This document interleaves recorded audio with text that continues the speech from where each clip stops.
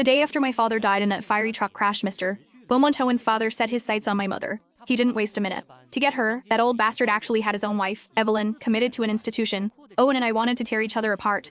Yet there he was, forcing our hands together, spouting some garbage about how we were a family now, and we needed to take care of each other. He didn't waste time proving what kind of family it was. He practically packaged me up and delivered me to an ancient, balding wreck of a man. Women, HED sneered, are just a means to an end.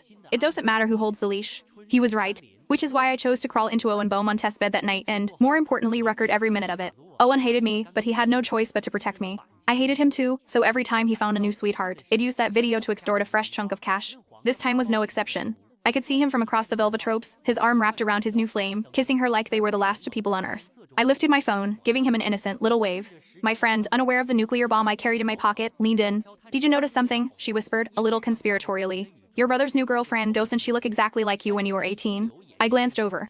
The small, white flower nestled in his embrace did share a certain delicacy around the eyes with me. But she, unlike the 18-0-old me, was clearly happy. "Like me? I don't think so," I said, dismissing the thought with a small, brittle laugh. "His taste isn't that good." I picked up my glass and walked toward him, plastering a sweet, compliant smile on my face. "Hi, Owen. Your new girlfriend is gorgeous. Prettier than all the others." Owen's lips were pressed into a thin, cautious line. He was braced, waiting for the inevitable bomb drop. The girl Sienna didn't catch the acid in my tone. She lowered her head, blushing with shyness. "Owen, you have a sister? You never told me."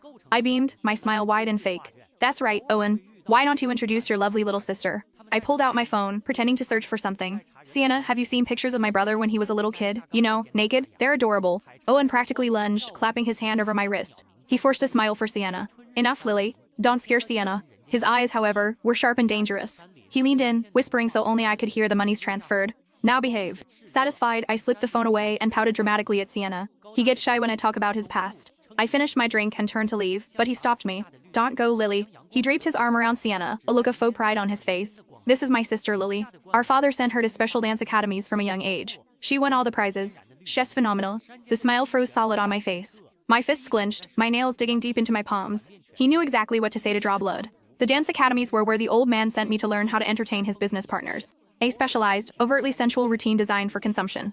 Owen knew how much I hated it. If I hurt, he was happy. Seeing my silence, Owen pulled a thick wad of cash from his jacket. "What's wrong, little sister? Not enough incentive to perform?" He put the cash in Sienna's hand, patting her shoulder. "You ask her. Make her dance."